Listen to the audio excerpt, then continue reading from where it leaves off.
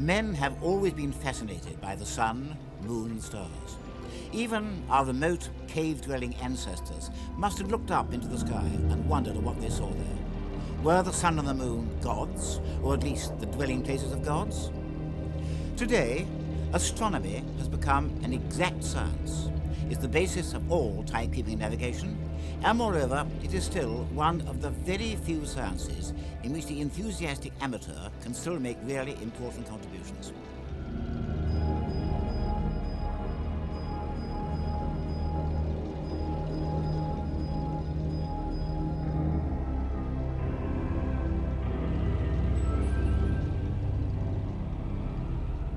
Many people believe that to take a real interest in astronomy, you need to spend a vast sum of money on a large telescope.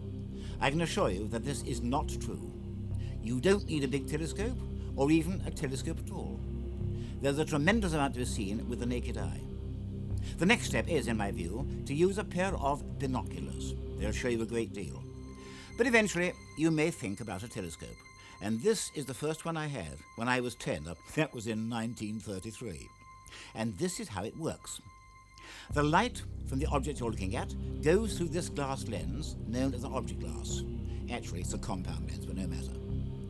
The light rays are bunched up and brought to a focus, and the image is enlarged by a second lens known as an eyepiece. Note that it's the eyepiece which does all the magnification. The role of the object glass is to collect the light in the first place, and the bigger the object glass, the more light you can collect. This telescope has an object glass 3 inches across, and in my view, it's the minimum useful size. Rather than get a smaller telescope, go for binoculars.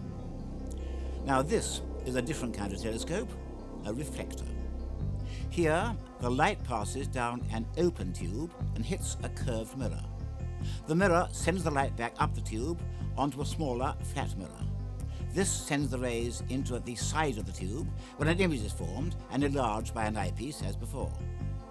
This telescope has a 6-inch mirror, and it's about the smallest, which is really useful. Inch for inch, a lens is more effective than a mirror. But today, we have vast telescopes.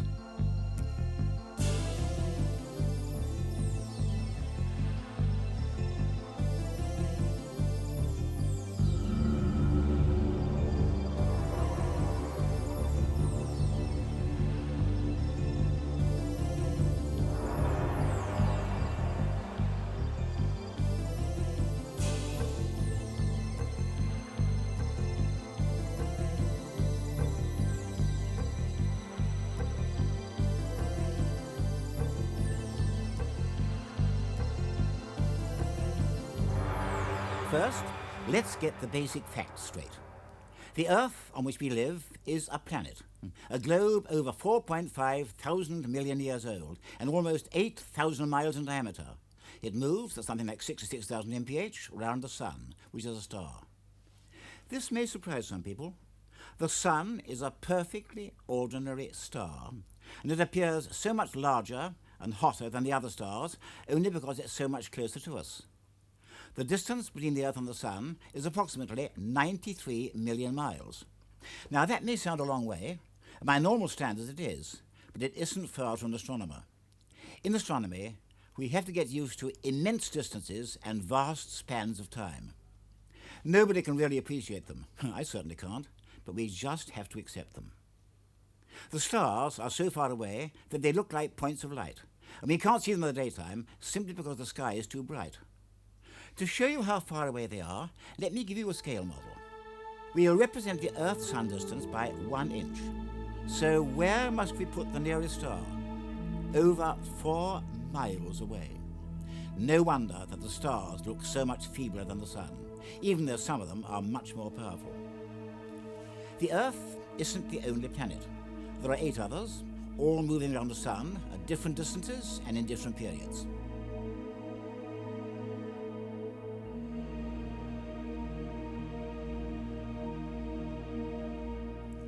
The Sun's family, or solar system, is divided into 2 well-marked parts. First we have 4 small, solid planets: Mercury, Venus, the Earth and Mars. Then comes a wide gap, in which move thousands of dwarf worlds which we call minor planets or asteroids. Then come 4 giant planets, Jupiter, Saturn, Uranus and Neptune, and one odd little world, Pluto, which doesn't fit into the general scheme and may not really be a proper planet at all. The planets look like stars with the naked eye, and some of them are brilliant, but they have no light of their own, and shine only because they're reflecting the rays of the sun.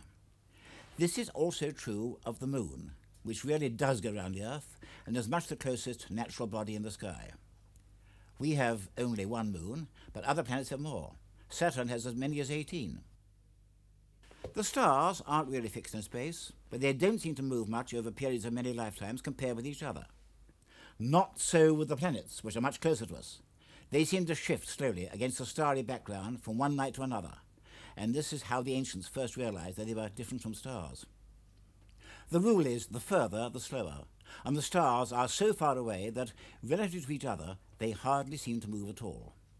Of course, the whole sky moves round from east to west, but this is only because the Earth is spinning on its axis from west to east. We are observing from a moving platform, so to speak. The Earth spins on its axis in roughly 24 hours. Northward, the axis points to the north pole of the sky, marked fairly closely by a brightish star, the pole star. This means that the pole star hardly moves at all, and everything else turns around it. If you take a camera at night, point upwards at the pole star, and give a time exposure, you will get this effect. As the stars move, they leave their trails. If you go to the North Pole, you'll see the pole star vertically overhead. Go south of the equator, and you won't see the pole star at all, because it will stay below the horizon, and there isn't a bright south polar star.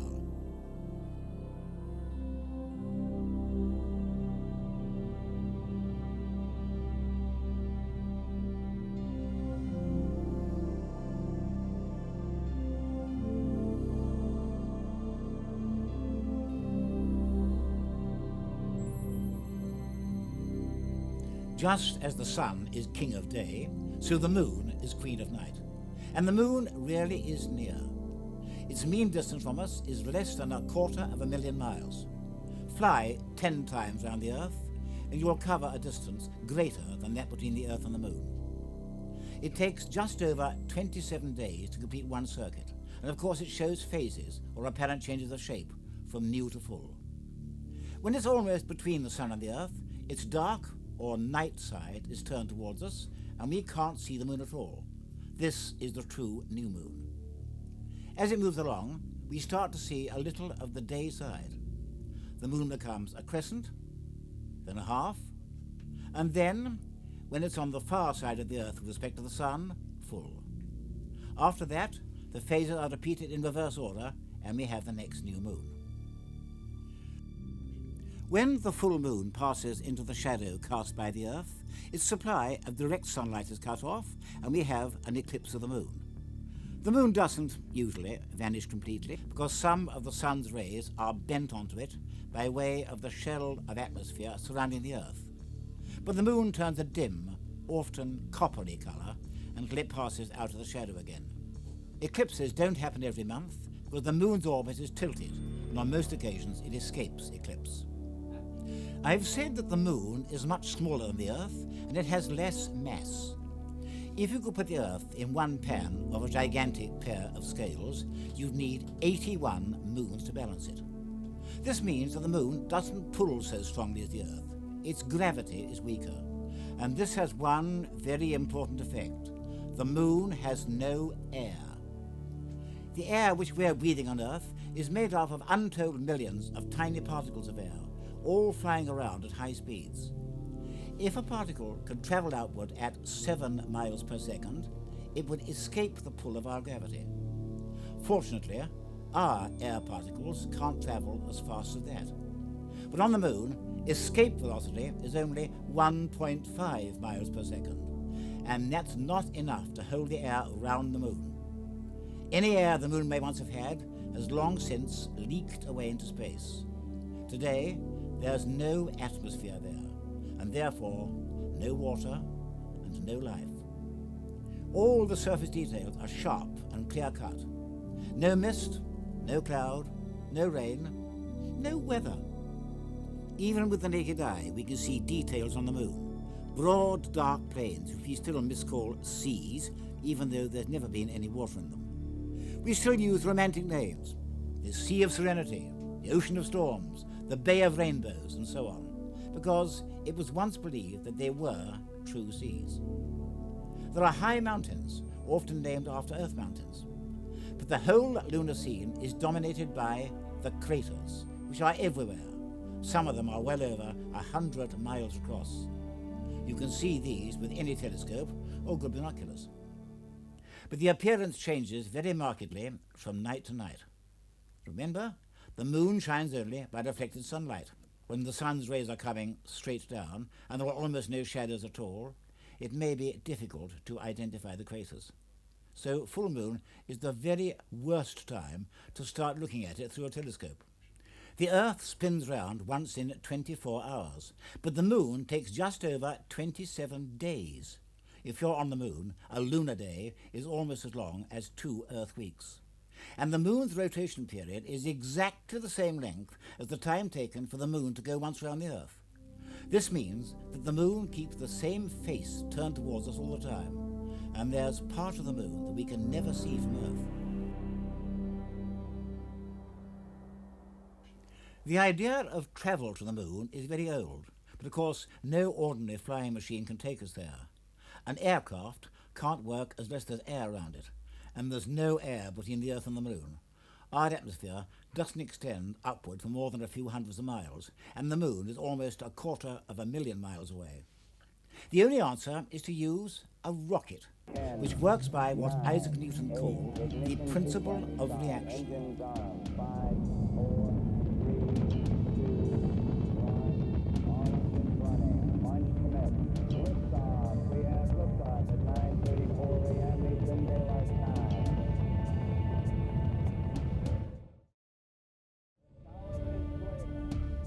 Every action has an equal and opposite reaction. Consider a firework rocket. It's made up of a hollow tube filled with gunpowder. When you light the blue touch paper and retire immediately, the powder starts to burn. It gives off hot gas. This gas rushes out of the rocket's exhaust, and as it does so, it kicks the rocket in the opposite direction.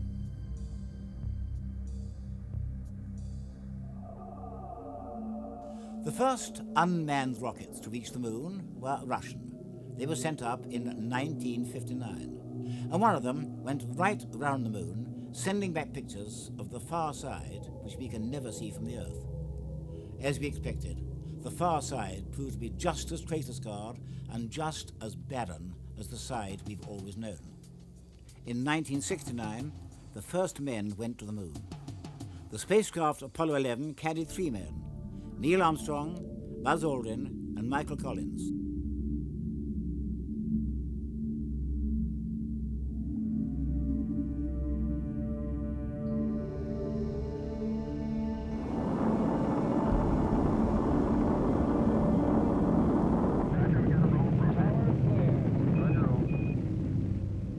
Eagle, you're looking great. That's 40 feet down, 2.5. Picking up some dust. Houston, Tranquility Base here. The Eagle has landed. I'm going to step off the limb now. That's one small step for man, one giant leap for mankind.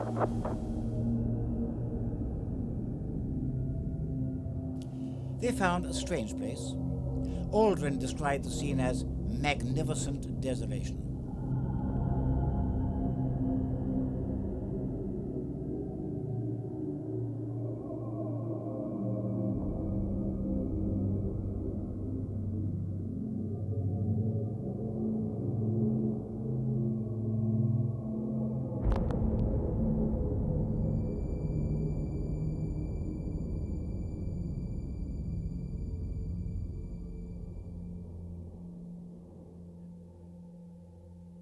There was no sign of life, either past or present. The moon has always been sterile.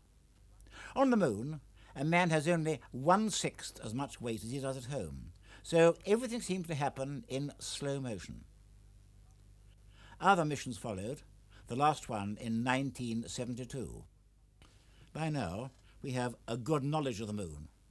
It's about the same age as the Earth, around 4.5 thousand million years, and most astronomers believe that the craters were produced long ago when the moon was hit by solid bodies from space, but almost nothing happens there now. Yet before long, we should be able to set up a proper lunar base. This must certainly happen during the 21st century, and I'm very ready to believe that some of you, now watching this video, will be able to go there. Meanwhile, do take a telescope or binoculars and look at the moon's mountains, craters, and waterless seas.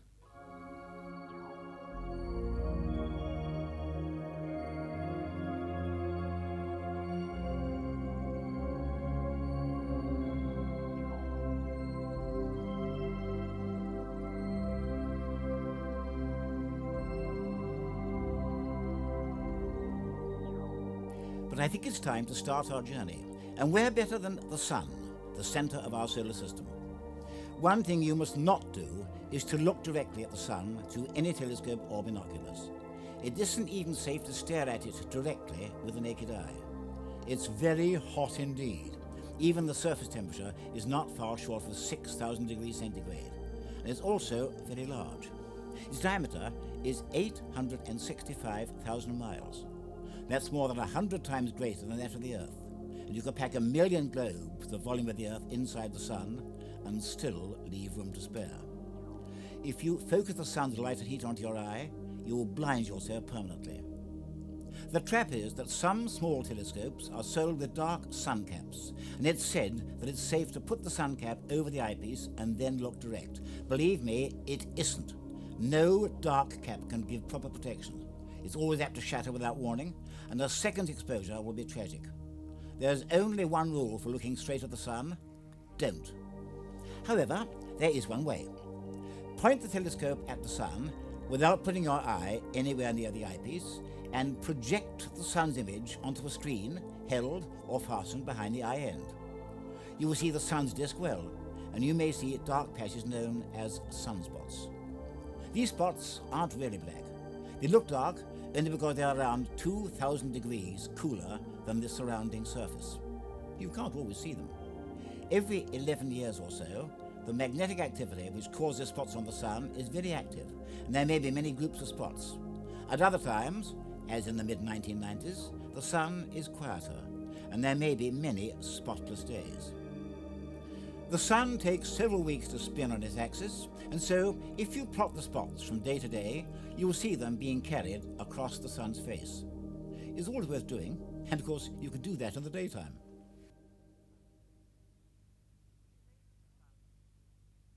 We say that the Sun is burning, but it isn't burning in the same way as a coal fire. The Sun shines because of what we call nuclear transformations going on inside it, near the centre of the globe, where the temperature is at least 14 million degrees, probably rather more, and the pressure is colossal. Over 70% of the Sun is made up of hydrogen. Near the core, strange things are happening. The bits of hydrogen are running together to build up bits of a heavier gas called helium. And each time this happens, a little energy is set free, and a little mass, or weight if you like, is lost. It's this energy that keeps the Sun shining, and the mass loss amounts to 4 million tons per second. Imagine the weight of 4 million coal trucks. But please don't be alarmed. The Sun is so huge that it won't change much for several thousands of millions of years yet. Most of what we know about the Sun had been learnt by using instruments based on the principle of the spectroscope. What we usually call white light isn't really white at all. It's made up of a combination of all the colours of the rainbow, from the red to orange, yellow, green and blue to violet. If you pass a beam of sunlight through a glass prism, you will split it up into a coloured band. Crossing this band are dark lines. Each dark line is due to one particular substance, and so we can tell what the Sun's made of. When the Earth, the Moon and the Sun are exactly lined up, the Moon will block the Sun out for a few minutes, causing what we call a total solar eclipse. The Moon is a small world, only just over 2,000 miles across, so it's much smaller than the Earth. Its diameter is only 1/400th that of the Sun, but it's 400 times nearer, and by sheer luck, the two bodies appear the same size in the sky, or nearly so. When this happens, we can see the Sun's outer atmosphere, and the sight is magnificent. Round the Sun's edge can often be seen masses of red hydrogen, which we call prominences. And beyond these come the glorious pearly corona, which spreads out in all directions. If you have the chance to see a total eclipse, don't miss it. The problem is that the Moon's shadow is only just long enough to reach the Earth, so that you have to be in just the right place at just the right time. We always know when eclipses are going to happen. The last total eclipse visible from England was in 1927. The next will be on the 11th of August, 1999. Using spectroscopic equipment, we can now see the prominences at any time, and we can take films of their motions. They can shift very rapidly indeed. But this does need special equipment, and again I say, be careful. I don't apologize for stressing this, because it is so important. You have only one pair of eyes. Of course, the Sun is the ruler of the solar system. So let's remind ourselves of his family and take brief looks at them one by one. 4 small planets, Mercury to Mars. A wide gap filled by the midget asteroids, and then the 4 giants. We come first to Mercury, which many people have probably never seen.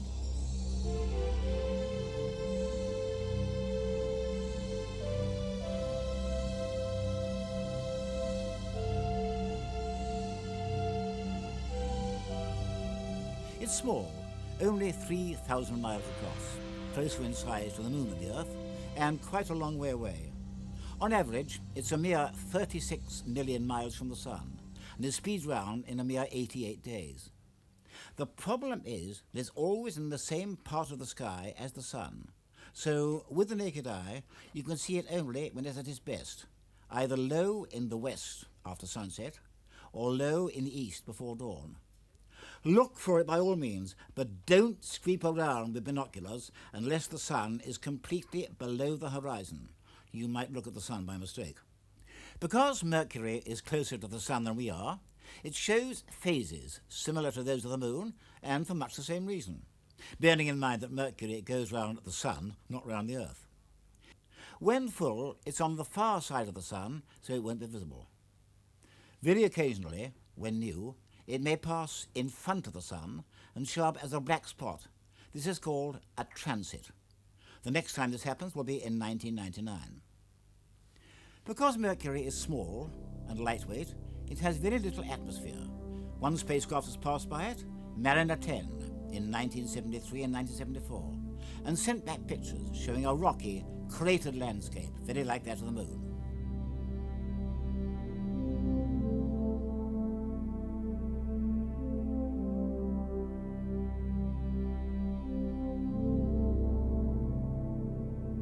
Of course, it's hot. The surface temperature rises to hundreds of degrees, but the nights are bitter, and the nights on Mercury are very long because the planet is a slow spinner. I can't imagine that anyone will go there in the foreseeable future. If they could, they'd find a barren, scorching landscape under a black sky. Still, it's worth looking for Mercury just for the fun of finding it, and yearly almanacs will tell you when and where to look.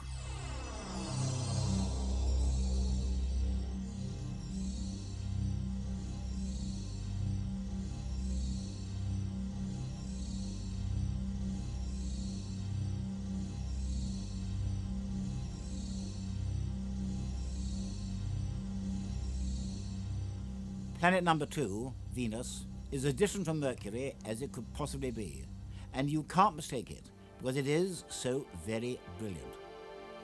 Like Mercury, it shows up in the west after sunset, or the east before sunrise, but it looks almost like a small lamp, and it can even cast shadows.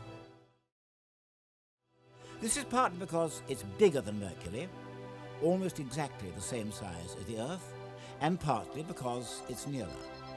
At its closest, it's only about 100 times as far away as the Moon, And of course, it shows phases from new to full. It doesn't often pass in transit across the Sun's face. It last did so in 1882, and it won't do so again till 2004. So there can be nobody now living who's ever seen a transit of Venus.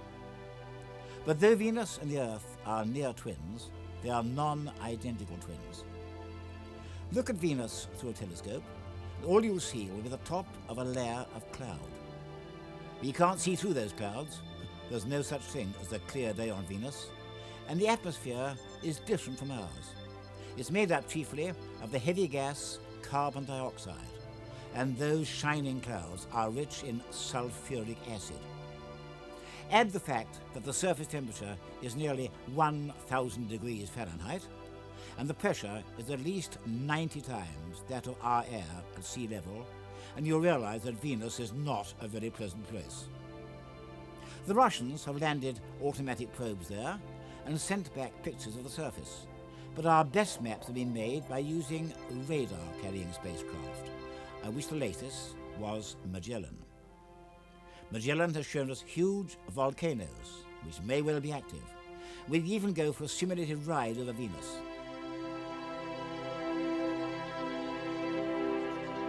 Look at this towering peak. But I'm quite sure that nobody will go there in our time. Venus is odd in many ways. It spins very slowly the wrong way. So from Venus, the Sun rises in the west and sets in the east 118 Earth days later, giving a full rotation period of 243 days. This is longer than Venus's old year of nearly 225 Earth days. All in all, the differences seem to stem from the fact that Venus is over 20 million miles closer to the Sun than we are. It may have had seas once, but they've long since evaporated.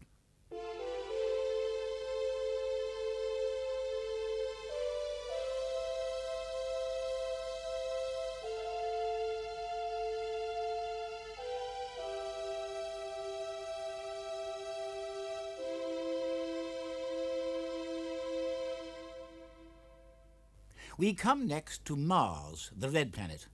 It really is red, which is why it was named after the god of war. It is smaller than the Earth, but larger than the Moon. It takes 687 Earth days to go around the Sun, and its own day is just over half an hour longer than ours. Telescopes show a red disk with white ice caps at the poles, and dark markings which were once thought to be seas, but are now known to be areas where the red, dusty stuff had been blown away by winds in the thin Martian atmosphere, exposing the darker surface below. Years ago, astronomers believed they could see streaks on Mars which were taken to be canals built by the Martians, whatever they might be, in a vast irrigation system. But, alas, the canals don't exist. They were simply tricks of the eye. Spacecraft have flown past Mars and sent back pictures showing craters, plains, valleys, and huge volcanoes, one of which, Olympus Mons, is 3 times the height of our Everest and is crowned by a 40-mile crater. In the 1970s, Viking spacecraft made controlled landings there, mainly to search for any signs of life. They didn't find any, and it now seems that there's no living thing on Mars, mainly perhaps because the atmosphere is so thin and is made up of carbon dioxide. Using the Viking results, we can at least go on a trip over the Martian surface, and it's going to be spectacular by any standards.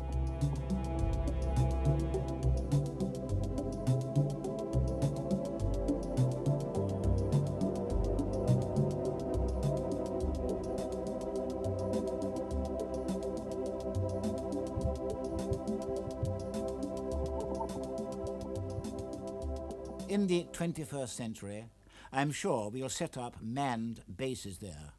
But one thing we can never do is to go out into the open unprotected by space equipment. We can never turn Mars into a second Earth.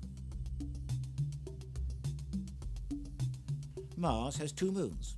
They're called Phobos and Deimos. Both are very small. less than 30 miles across for Phobos, even less for Deimos, and they wouldn't be of much use in lighting up the dark Martian nights. Probably they are not genuine moons at all, but are asteroids captured from the swarm which lies beyond Mars.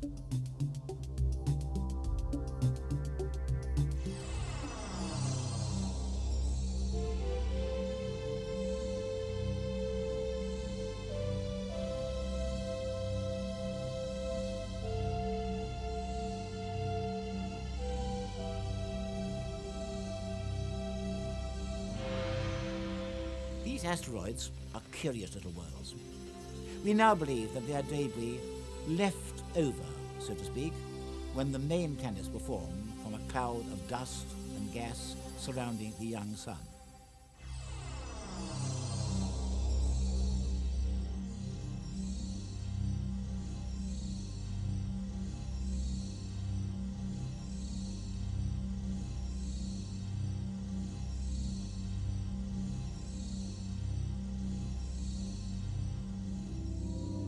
Next, the giants, beginning with Jupiter, which is almost 90,000 miles across, but it isn't solid and rocky. Use a telescope and you will see that it has a yellowish, flattened disk crossed by streaks which we call cloud belts. The surface is made up of gas, mainly hydrogen, and it's very cold.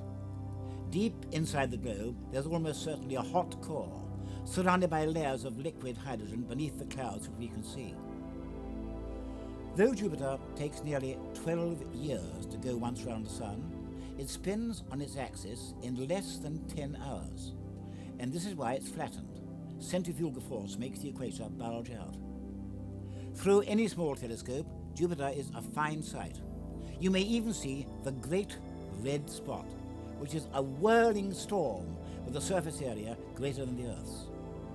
We've sent spacecraft to Jupiter, and the two Voyagers, which bypassed the planet in 1979, sent back superb views.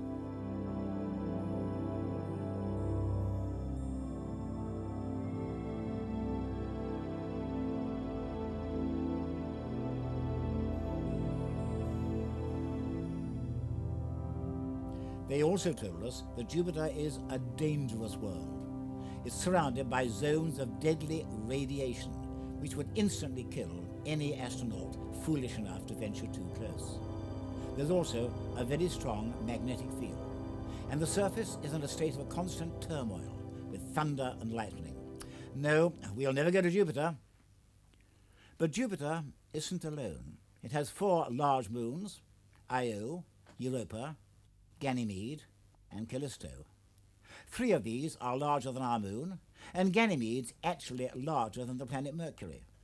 You can see them with any small telescope, or even really good binoculars, and there's never any problem in finding Jupiter because it is so brilliant, brighter than any other star or planet apart from Venus. Of the satellites, Ganymede and Callisto are cratered and icy. Io has a red surface with active volcanoes.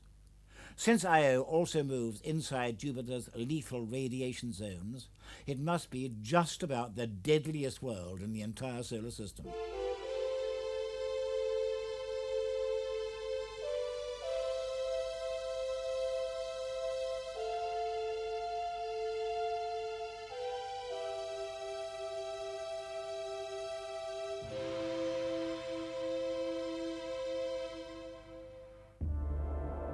Beyond Jupiter lies Saturn, second of the giant planets, smaller than Jupiter, but still much larger than the Earth. Its diameter is over 70,000 miles, over 9 times that of the Earth. Its makeup is not unlike Jupiter's, but is distinguished by its set of icy rings. To me, Saturn is the loveliest object in the sky, and when the rings are well placed, a small telescope shows them well.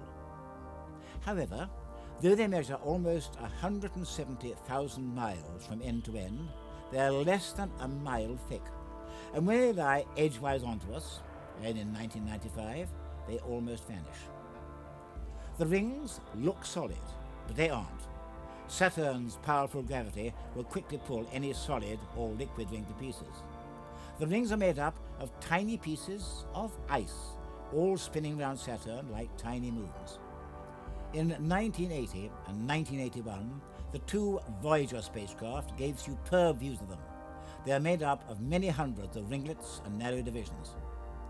All the giant planets have rings, but only Saturn's are bright. Saturn takes almost 30 years to go around the Sun at a mean distance of 886 million miles, so it takes a spacecraft a long time to get there. But there are also the satellites, at least 18 in all, but only one of them, Titan, is large. You can see it as a starlight point in a small telescope. The Voyager pictures show the top of a layer of orange smog. Titan has a thick atmosphere, but we couldn't breathe it, and the temperature is very low.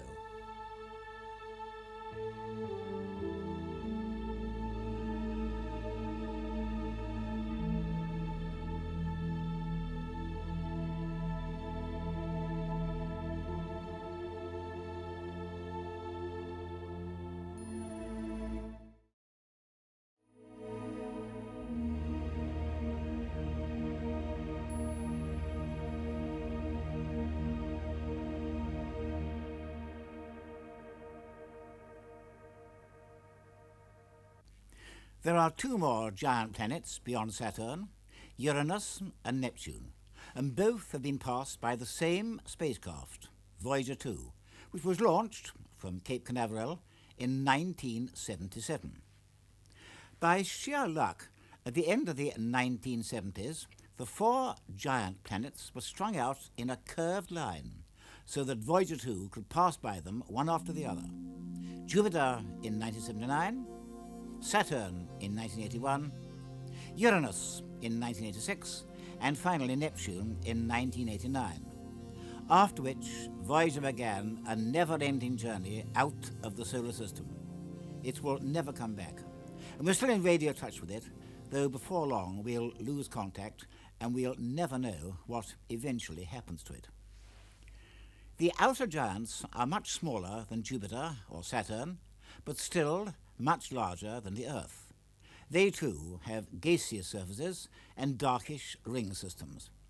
Uranus is rather bland, but Voyager showed dark patches on Neptune, and Neptune's main satellite, Triton, proved to have poles covered with pink nitrogen snow.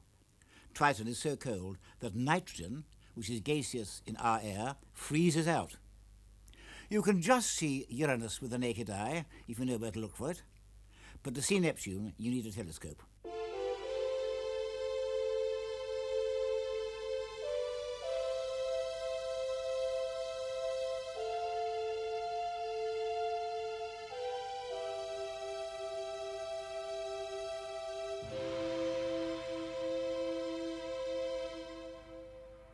Finally, on the edge of the planetary system, there is Pluto, discovered in 1930 by my old friend Clyde Tombaugh.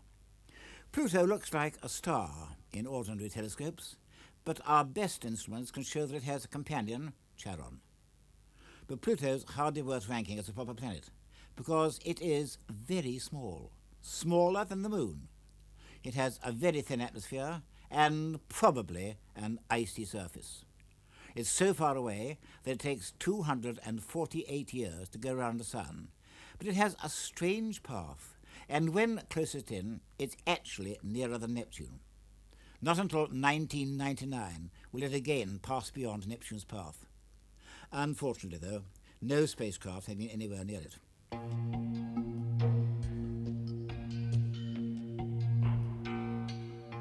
There seem to be large numbers of very small bodies in the far reaches of the solar system, but we also have to remember comets and meteoroids.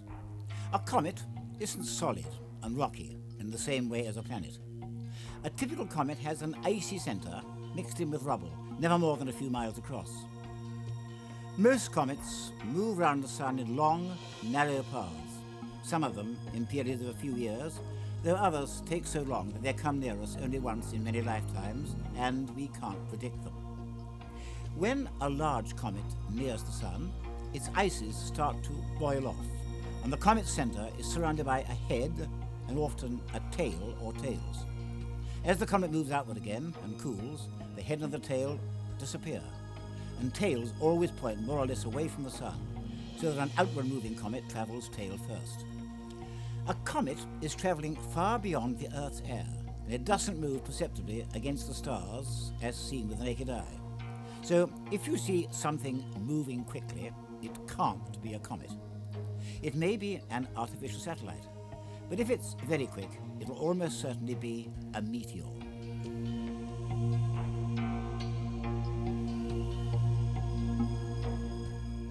Meteors are so small and flimsy that they burn away harmlessly, but now and then the Earth is hit by a larger body which may strike the ground intact and is then called a meteorite.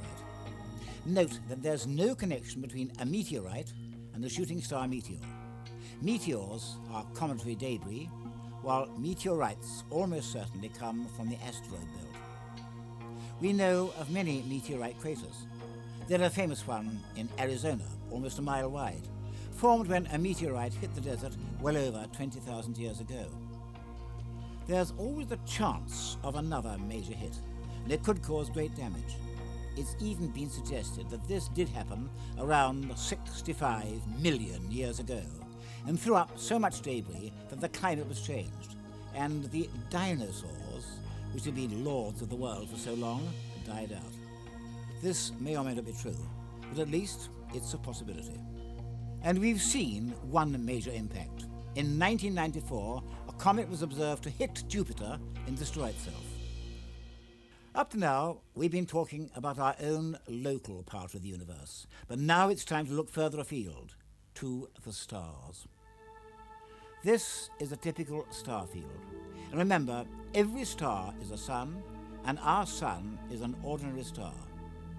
I've already said that the stars are very distant, so far away that it would be awkward to measure their distances in miles, just as it would be awkward to give the distance between London and Sydney in inches. Instead, we use a unit called the light year. Light doesn't travel instantaneously. It flashes along at 186,000 miles per second. So in a year, it covers almost 6 million miles, and this is what we call the light year. It takes 1¼ seconds for light to travel to us from the moon, 8.6 minutes from the sun, but over 4 years from the brightest star, Alpha Centauri, in the southern sky. I'm afraid it would take too long for me to give you a tour of the constellations, but believe me, it doesn't take long to learn your way around, because the patterns don't change. My method is to select a few prominent constellations and use these as guides to the rest. When I was a boy, I obtained an outline star map and made a pious resolve to identify one new constellation every clear night. Before long, I had a good working knowledge, and after all, there are only a few thousand stars visible with the naked eye. Of course, the constellation patterns are quite arbitrary, because the stars are at very different distances from us, and the stars in any particular constellation aren't really connected with each other. We are dealing simply with line of sight effects. So let's look now at the life story of a star. It begins by condensing out of a cloud of dust and gas. Gravity makes it shrink. It heats up inside and joins what we call the main sequence, unless it's too small in mass, when it simply shines feebly as a red dwarf before losing all its light and heat. Our sun-like star shines steadily for a long time, thousands of millions of years in the case of our sun, but when it starts to run short of hydrogen fuel, things happen. It starts to use different nuclear reactions, becoming a red giant. When this happens to the sun, the Earth will certainly be destroyed, I'm afraid, but as I said, this won't happen for around 4,000 million years yet. Next, the star throws off its outer layers and becomes what we call a planetary nebula. A bad name. It has nothing to do with the planet and is not a true nebula. The outer layers dissipate. What's left of the star shrinks to become a very small, very dense object called a white dwarf. All its atoms are crushed and broken so that you could pack a ton of white dwarf material into an egg cup. The best known white dwarf is the tiny companion of Sirius, which is as massive as the Sun, but only about 3 times the diameter of the Earth. After a very long period indeed, the star becomes a cold, dead globe. That's the story of a star such as our Sun. If the original star is much more massive, it will die more spectacularly. When it runs out of available hydrogen fuel, it collapses.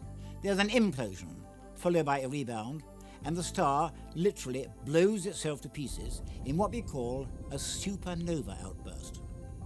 This doesn't happen often, but in 1987, one of these explosions did happen in the southern system called the Large Cloud of Magellan, and became visible with the naked eye for a time. At its peak, it could match several thousands of millions of suns. And we're left with an expanding gas cloud, inside which is a tiny remnant even denser than a white dwarf. If the original star is more massive still, it can't even explode as a supernova. When the collapse starts, it's so violent and so catastrophic that nothing can stop it. The star shrinks and shrinks, becoming denser and denser and pulling more and more strongly. Finally, it's pulling so strongly that not even light can escape from it. And if light can't do so, then nothing else can, because light is the fastest thing in the universe. The old star has surrounded itself with a forbidden area which can swallow up material, but from which nothing, absolutely nothing, can escape. It has become a black hole. Obviously, we can't see it, and we have to detect it by its effects on objects close to it which we can see. What happened to the old star, I'm afraid I can't tell you, because nobody knows. Unquestionably, black holes are the most bizarre objects in the entire universe. Our star system, or galaxy, contains around 100,000 million stars, of which our Sun is one. It's a flattened system, perhaps 100,000 light years across. The Sun, with its planets, lies almost in the main plane, nearly 30,000 light years from the center of the system. When we look along the main plane of the system, we see many stars in almost the same line of sight, and this produces the appearance of the Milky Way, that lovely band of radiance crossing the night sky. It's made up of stars. The stars look as if they almost touch each other, but this is an illusion. Actually, they're wide apart. We also know that the galaxy is rotating. It takes the Sun about 225 million years to go once round, a period sometimes called the cosmic year. One cosmic year ago, the most advanced creatures on Earth were amphibians. Even the dinosaurs lay in the future. I wonder what the Earth's going to be like one cosmic year hence. But if we could look at the galaxy from above or below, we see that it is a spiral, like a great Catherine wheel. This is no surprise either. Far away in space, we can see other spiral systems, although not all galaxies are spirals. What we do know for certain is that apart from a few comparatively nearby systems in what we call our local group, all the galaxies are receding from us and from each other. Edwin Hubble found that the further away a galaxy is, the faster it's racing away. The expansion is universal, and today we know of systems which are well over 10,000 million light years away and are racing off at over 90% of the speed of light. In fact, galaxies tend to occur in groups, and each group is receding from each other group. We are in no special position in the universe. You can see one problem here. If the rule of the further, the faster holds good, then eventually we'll come to a distance at which an object is moving away at the full speed of light. We'll then be unable to see it at all, and we'll have reached the edge of the observable universe, though not necessarily the boundary of the universe itself, if it has one. It seems that this critical distance is between 15,000 million and 20,000 million light years, but there is considerable uncertainty, and it may even be that there's a major error which may lead to a great deal of rethinking. Everybody wants to know how the universe began and how far it extends. At present, we can't answer either question. According to our present ideas, the universe came into existence at one particular moment in a Big Bang, around 15,000 million years ago, and has been expanding ever since. Whether the universe will finally contract and produce another Big Bang, again, we don't know. And to be candid, neither do we know why or how the Big Bang happened. We must go on trying to find out. So, all in all, there's a great deal that we still don't know, even though we've found out so much in recent years. But to end, Let me say again that even if you don't want to save up for a powerful telescope, you can take a real interest in astronomy. Do some reading, get a star map, and learn your way around the night sky. Join an astronomical society, and you'll give yourself a lifelong hobby, as I have myself. I wish you all success and clear skies.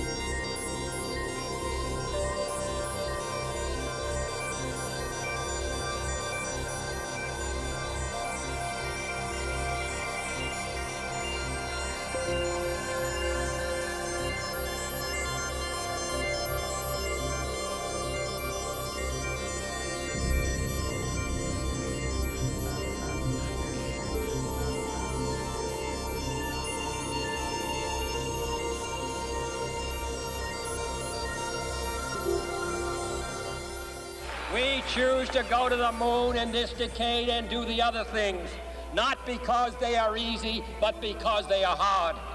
Because that goal will serve to organize and measure the best of our energies and skills. Because that challenge is one that we're willing to accept, one we are unwilling to postpone, and one we intend to win, and the others too. That was President John F. Kennedy in 1961. I'm Patrick Moore. Throughout the years of the Apollo program, I had the privilege of presenting all the live coverage on British television. The video you're about to see will tell this history of the Apollo missions. I'm here in the Space Gallery at the Science Museum in London to tell the story. Here, undoubtedly, is one of the best space exhibitions outside the USA. And throughout this program, we'll take time to look at many of its fascinating exhibits. In 1961, Kennedy had spoken to the United States Congress. I believe this nation should commit itself, before this decade is out, to landing a man on the moon and returning him safely to the Earth. Bold words indeed. But it was the Soviet Union that had started the space age in October 1957 by launching Sputnik 1, the first of all artificial satellites. It was the Soviet Union who sent the first unmanned probes to the moon in 1959 and had obtained the first pictures of its far side. And it was the Soviet Union that had launched the first man to orbit the Earth. Yuri Gagarin. Believe that this nation Yet Kennedy gave America less than 10 years to achieve the first moon flight. of landing a man on the moon and returning him safely to the Earth. Apollo was born. Astronauts were selected. The original 7 included Alan Shepard, but not Neil Armstrong. The investigation of the moon went on. It was again the Russians who made the first automatic controlled landing, but American surveyors followed. And even more importantly, the orbiters flew round and round the moon and provided detailed pictures of the entire surface. Various bogies were disposed of. The moon was not covered with a treacherous layer of dust, as some astronomers believed. The great dark plains, still miscalled seas, even though there's never been any water in them, were firm enough to bear the weight of a spacecraft. The moon had no air, but so far as could be ascertained, neither did it contain anything harmful. Its mountainous, cratered landscape awaited the arrival of man. America had some helpers. Werner von Braun, who built the V-2 rockets at Peenemünde in the Baltic during the war, was in their team, and his expertise was unrivaled. If we look above where I'm standing, there's an example of his work, an actual V-2 rocket. The lunar project started to become international, though the Soviet Union was aloof and was planning its own moon landing, even though the Russians had to abandon it when it became painfully clear that their rockets were not sufficiently reliable. But American orbital satellites became more and more sophisticated. Space dockings, space maneuvers, all went well, more or less. More astronauts joined the program, including 3 named Neil Armstrong, Edwin, Buzz Aldrin, and Michael Collins. In orbit, or en route to the moon, there's no weight. Gravity is neutralized, but fears of excessive space sickness or loss of orientation proved to be groundless. So was the fear that spacecraft flying beyond the atmosphere might be battered by meteoroids. By 1967, everything was on schedule. Then, on January the 22nd, disaster struck. 3 Apollo astronauts, Grissom, White and Chaffee, were carrying out a ground test.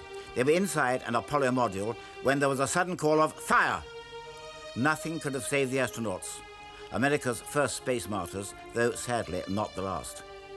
It says much for the planners and the resolve at NASA, America's space agency, that in less than 2 years, Apollo was once more on schedule. S4B pre-press complete. Roger. Flight booster, S1C pre-press complete. We're on in. An Apollo mission is not so straightforward as might be thought. What you can't do is to take off, go to the moon, and come back in a single, uncomplicated vehicle. Takeoff is by rocket booster, and the power needed is immense. Buses go, all engines. Roger. Okay, Fido, how's it look? Looks good here, flight. Good agreement. Okay, booster, how do you look? S1C looks good, flight. Okay, Capcom, we'll go you on the ground. Okay, we'll go at 1, Capcom. The bottom part of the launcher falls away. Only the upper part continues on its way. The command module is the astronaut's space home. Once in lunar orbit, 2 of the 3-man crew enter the spidery lunar module and descend to the moon.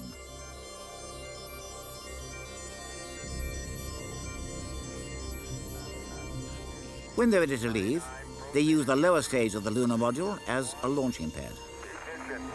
Right away, Houston. Vector good. Ag shot. Good over. Roger, you have good thrust.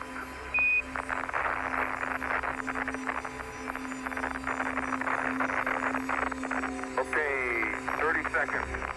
308 your number. Take on through 50. They rejoin the 3rd crewman, the lunar module is jettisoned, and then homeward bound to splash down in the ocean. There is so much that can go wrong, and there's no provision for rescue if the astronauts make a faulty touchdown on the moon, or if the one ascent engine in the lunar module fails to work properly the first time. Tests went on. By October 1968, 11 years after Sputnik 1, Apollo 7 was ready to fly. It was not to go to the moon. It was to take astronauts Schirra, Eisel and Cunningham into a path round the Earth so that Apollo hardware could be tested. It worked well. Then, in December, came the first actual flight to the moon. Apollo 8, carrying astronauts Borman, Lovell and Anders, blasted away from Cape Canaveral to go around the moon. Never before had men been so far from the Earth. They were not to land, but they went into a path around the moon, and they were the first men to see the far side. It could be done. It was done. Apollo 9 was an Earth orbiter testing the Apollo equipment. And then, in May 1969, Apollo 10, carrying astronauts Stafford, Cernan and Young, again rounded the moon, sweeping low over the site where the next Apollo was to land. And here, at the Science Museum, we can see the actual Apollo 10 command module. From this craft, the astronauts orbited the moon and surveyed the site which had been selected for the first manned landing. That was to be the mission of Apollo 11. The site, the waterless Sea of Tranquility, one of the moon's great dark lava plains. That was where Neil Armstrong and Edwin Buzz Aldrin were due to land, leaving Michael Collins orbiting the moon in Columbia, the command module. But if Armstrong and Aldrin were to step onto the lunar surface, they'd have to be properly clad. On the moon, there's no air. And quite apart from the fact that you couldn't breathe, the lack of pressure around you would mean that you die in less than a minute. A spacesuit has to be pressurized, and it's bulky. But on the moon, you have only 1/6 of your Earth weight, which helps. Watched by television viewers all over the world, Apollo 11 took off, July the 16th, 1969.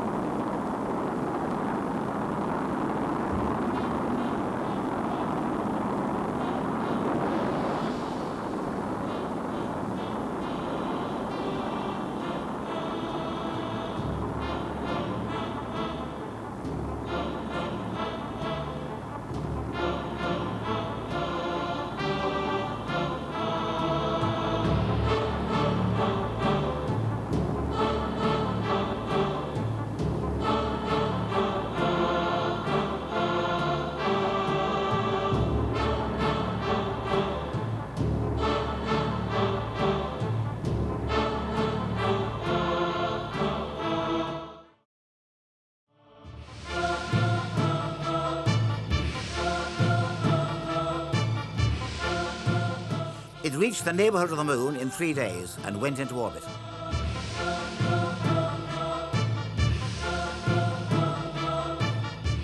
Armstrong and Aldrin entered the lunar module, Eagle, and began the descent.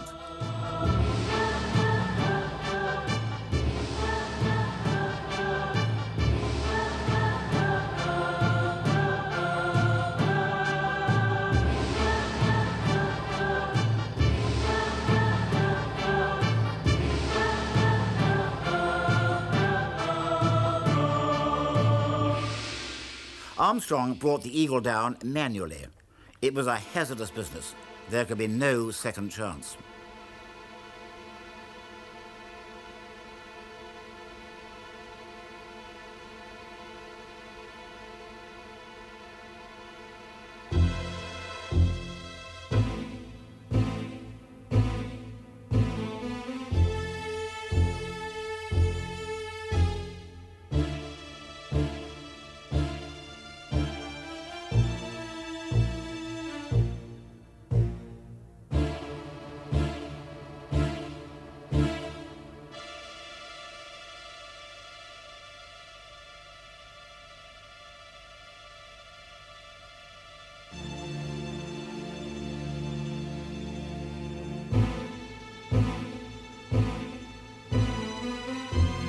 As they came in, their voices could be heard all over the Earth. Eagle, we got you now. It's looking good, over. Roger, copy. Eagle Houston, after yaw around angles, S-band pitch, -9er, yaw, +18. Roger, you're a go to continue power descent. You're a go to continue power descent. Altitude now 21,000 feet, still looking very good. Velocity down now to 1,200 feet per second. You're looking great to us, Eagle. Give us a reading on the 1202 program alarm. Roger, we got you. We're going at alarm. Good radar data. We're now in the approach phase, everything looking good. Altitude 4,200. Houston, you're a go for landing, over. Roger, understand. Go for landing. 3,000 feet. Stop alarm. Altitude 1,600. 1,400 feet, still looking very good. 700 feet, 21 down. 33 degrees. 100 feet, down at 19. 1201. 1201. Roger, 1201 alarm. We're go. Same type. We're go. Altitude, velocity, light. 8.5 down. 20 feet. 15 forward. 11 forward, coming down nicely. 200 feet.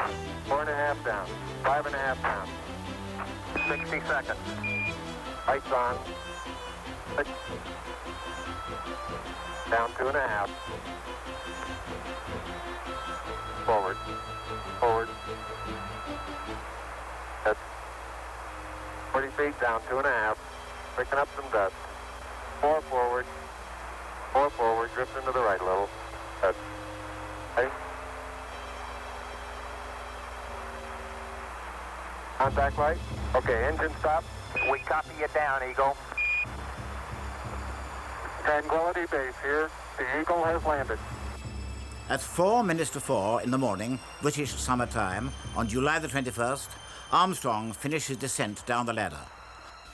I'm going to step off the limb now. That's one small step for man, one giant leap for mankind. Aldrin described the scene as magnificent desolation. Though it was daytime, the sky was jet black. On the airless moon, the sky is always black. Nothing moves. There's no wind, no weather, no sound. As Armstrong and Aldrin erected the American flag, they knew that it couldn't flutter.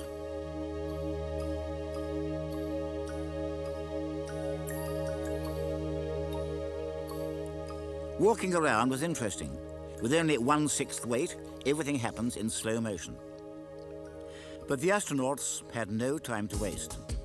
They had to set up a scientific station to be left behind so that they could go on sending back information. And they had to collect rocks to bring home for analysis.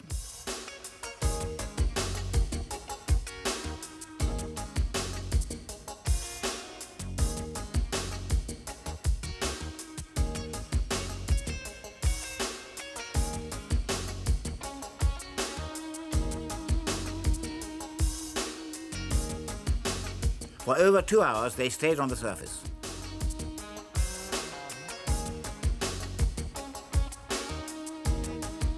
Then they re-entered the lunar module and prepared for takeoff. Base, Houston, guidance recommendation is pings, and you're cleared for takeoff.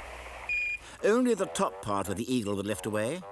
The bottom half, the launch pad, would remain on the moon. Engine arm ascent. All was well. Beautiful. Very smooth. Very quiet ride. There's that one crater on there. Eagle blasted off and carried Armstrong and Aldrin back to the command module. 1,000 feet high, 80 feet per second vertical rise. Eagle Houston, you're looking good at 2. Ping, zags, and missed all agree.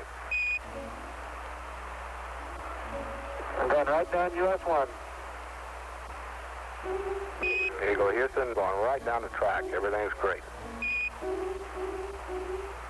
Horizontal velocity approaching 2,500 feet per second.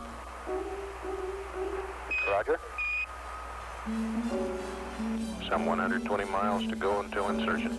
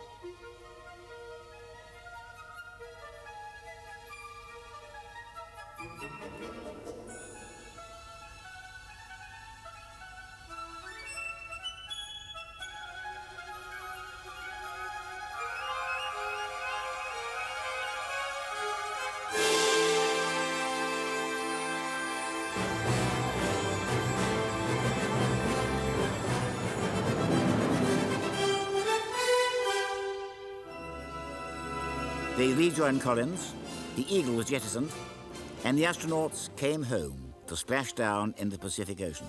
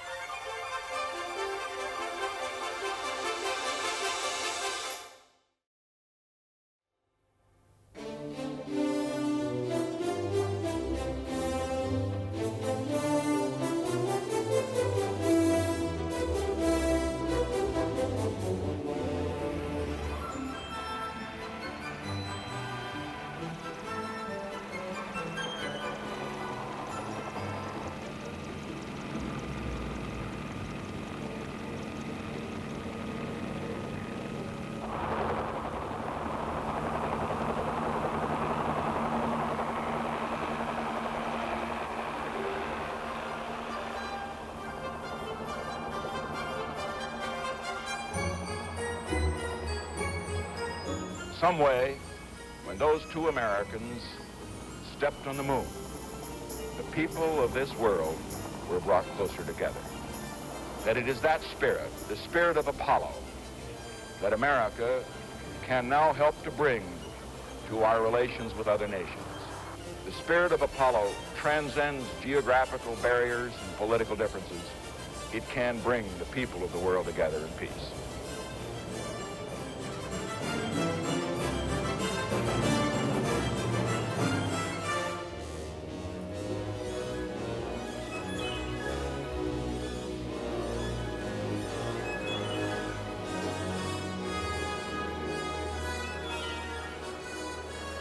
The first men on the moon were back, but there was one delay. Though it was fairly sure that the moon was sterile, could anything harmful have been brought back? Just in case, the astronauts were put in strict quarantine until they'd been thoroughly examined. As expected, nothing was amiss, and quarantining was abandoned after one more mission. Next, Apollo 12 in November 1969, with astronauts Pete Conrad, Al Bean and Richard Gordon. This time, the launch wasn't so smooth. During takeoff, the Apollo was struck by lightning. Mercifully, it did no damage, but it was a nasty moment. This time, the target area was the Oceanus Procellarum, or Ocean of Storms, the largest of all the lunar seas. There was a special reason for this. Way back in 1967, the unmanned craft Surveyor 3 had landed there and was still sitting there. On the moon, there's nothing to disturb it. The Apollo 12 astronauts were scheduled to land so near Surveyor that they could walk over to it, cut bits off, and bring them home for analysis. Needless to say, this needed pinpoint navigation, but it was achieved. From the lander, Intrepid, Conrad and Bean did indeed go to Surveyor. The only hitch came when Bean accidentally turned the camera toward the sun and put it out of action, but otherwise all went well. Again, a scientific station was set up, known as ALSEP, Apollo Lunar Surface Experimental Package. There were experiments of all kinds, and all worked. Once again, the return journey was flawless. Surely nothing could go wrong next time. But it did. Apollo 13 was a near disaster. Trouble began early. The crew members chosen were James Lovell, Fred Hayes, and Thomas Mattingly. But at the last moment, it was found that all three had been exposed to German measles. Lovell and Hayes were immune, but Mattingly was not, and he was replaced at the last moment by Jack Swigert. The landing site was near the ruined crater Fra Muro in the Mare Nubium, or Sea of Clouds. It was to be made in the lunar module Aquarius. The code name for the command module was Odyssey. Roger. Clock start, flight. Roger. Francisco, all engines. Roger. Okay, Fido, how's it look? Looks good here, flight. Good agreement. Okay, Booster, how do you look? That's 1C looks good, flight. Okay, Capcom, we go, you understand? The launch was conventional. By now, many people were starting to become rather blasé. Booster, how do you look? We look good, Flight. We'll go. Okay, fired up. We're go, Flight. Looks good here. Guidance, how's it look? Good, Flight. Okay, Econ, GNC? Looks good, Flight. Looks good, Flight. Okay, Sergeant? It looks fine. Through Max Q and we'll go, Flight. Roger, Booster. And go for staging, Capcom. Confirm and board out, Flight. Roger. Staging, Flight. Roger. Flight, final trajectory confirmed staging. Roger. Flight Booster, then board out was way early. Okay. Flight confirmed. Number 5 engine down. Roger. Booster, you don't see any problem with that, though, do you? Negative, not right now, Flight. All the other engines are go.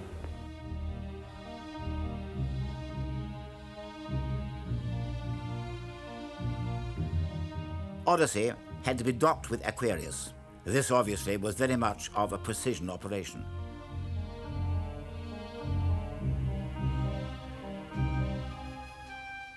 We're hard dock to Houston. Roger, understand hard dock. Good deal.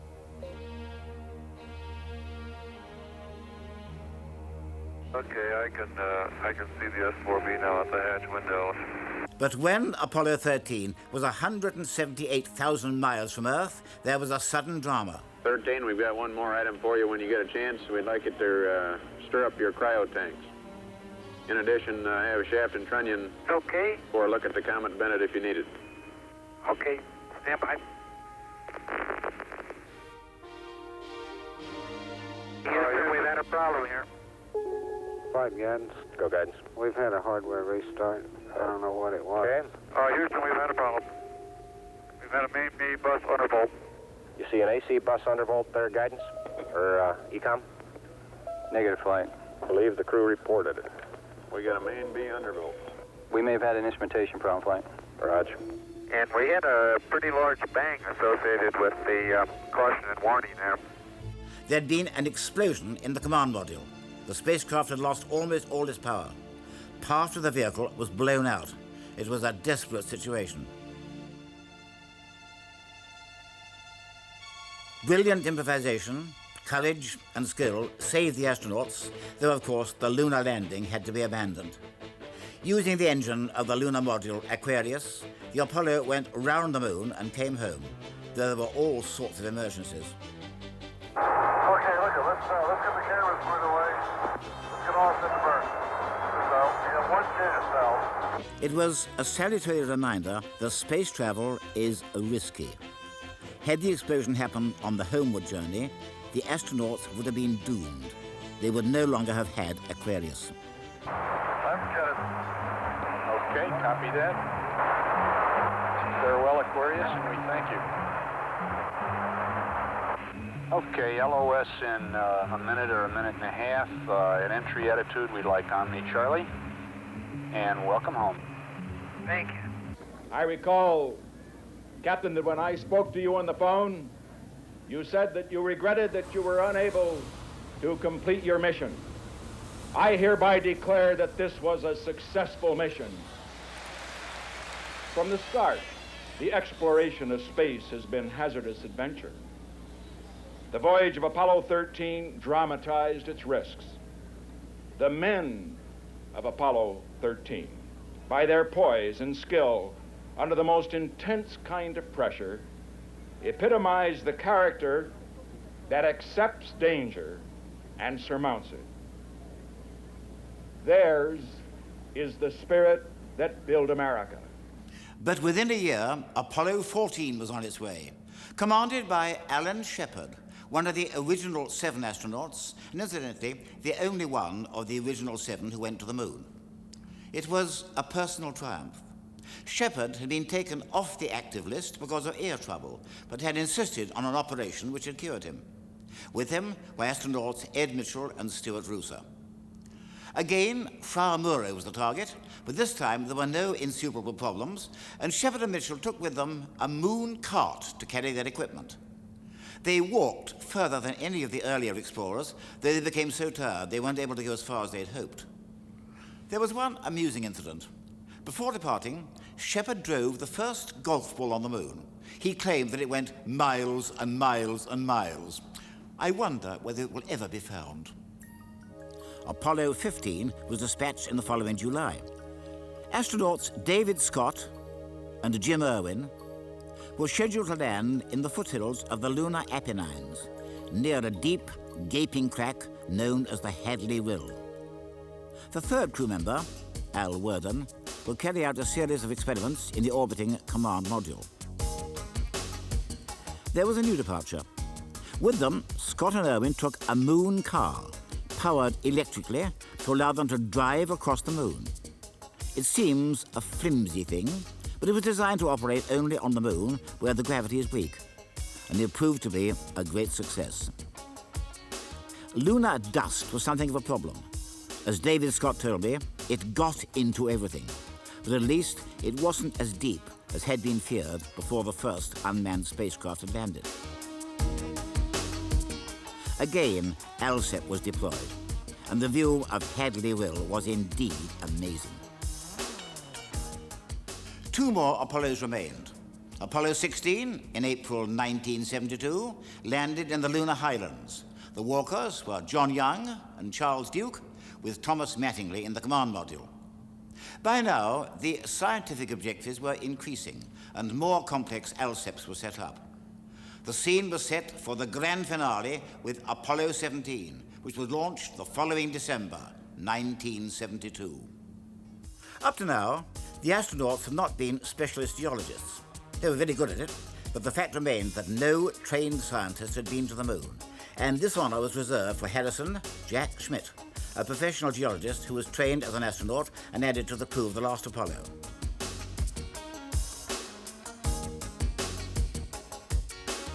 With him was a space veteran, Eugene Cernan, with Ron Evans in the command module.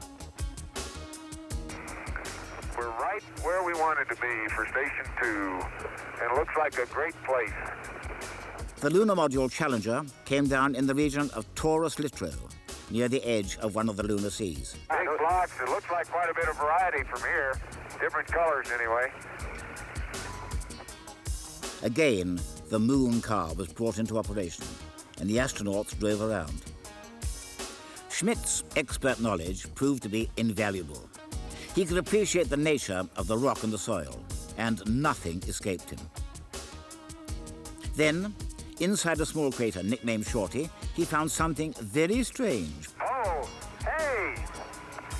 There is orange soil. Well, don't move it till I see it. It's all over. Orange! Don't move it till I see it. I've stirred it up with my feet. Hey, it is! I can see it from here. It's orange. Orange soil.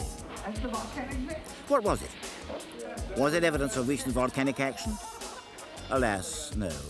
The color proved to be due to a very ancient glassy beads. But it was an exciting moment. It's trench time. Jack, that is really orange. The time had come to say farewell to the moon. It's a rock composed of many fragments, of many sizes, and many shapes. When we return this rock, or some of the others like it to Houston, we'd like to share a piece of this rock with so many of the countries throughout the world. We hope that this will be a symbol of what our feelings are, what the feelings of the Apollo program are, and a symbol of mankind that we can live in peace and harmony in the future.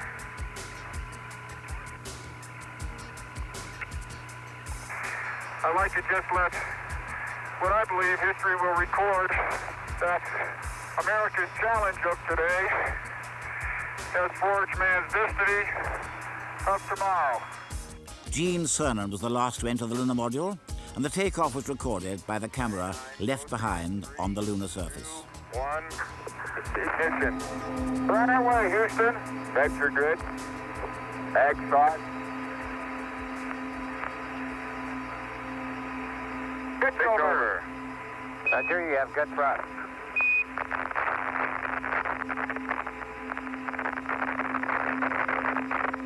Okay, 30 seconds. 308 your number. Take coming through 1,500 feet, and H-dot looks good. Apollo was over. So all in all, what did Apollo accomplish? There have been critics who have claimed that anything that men can do, machines can do better. This is simply not true. A computer can't think as well as the human mind, and without astronauts, our knowledge of the moon would still be inadequate. Not only of the moon itself, but of the Earth. Remember, the moon is an integral part of our own system.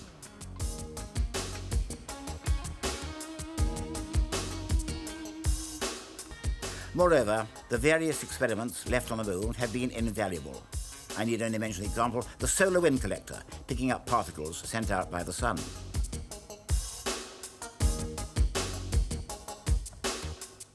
Above all, perhaps, Apollo looked to the future. Since 1972, no one's been to the moon.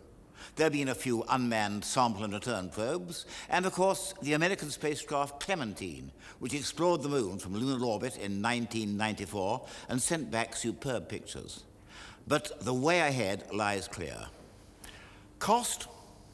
Well, lunar missions are expensive, or so it seems, until they're compared with even a minor war. Reusable craft will certainly bring the costs down, and of course the first of these was the Space Shuttle. But not all of the shuttle's hardware is reusable. However, various other concepts are now being tested and will be totally reusable. So the initial outlay may be expensive, but if all goes according to plan, the cost must be dramatically reduced in the long term. With the collapse of the USSR, international collaboration in space has increased. In 1995, Russians on board the shuttle Atlantis changed places with an American on the space station Mir. And all this leads on to a lunar base, which must surely be set up within the next couple of decades. It'll be of immense benefit to mankind, and who knows where it, in turn, will lead. Wherever we look, we come back to Apollo. True, the basic impetus was political, but before the end of the program, it had turned into science. Without it, we would never have gone much further beyond the Earth. So, when we have our lunar base, and men and women are working there, never forget those immortal words by Neil Armstrong. I'm going to step off the limb now. That's one small step for man, one giant leap for mankind.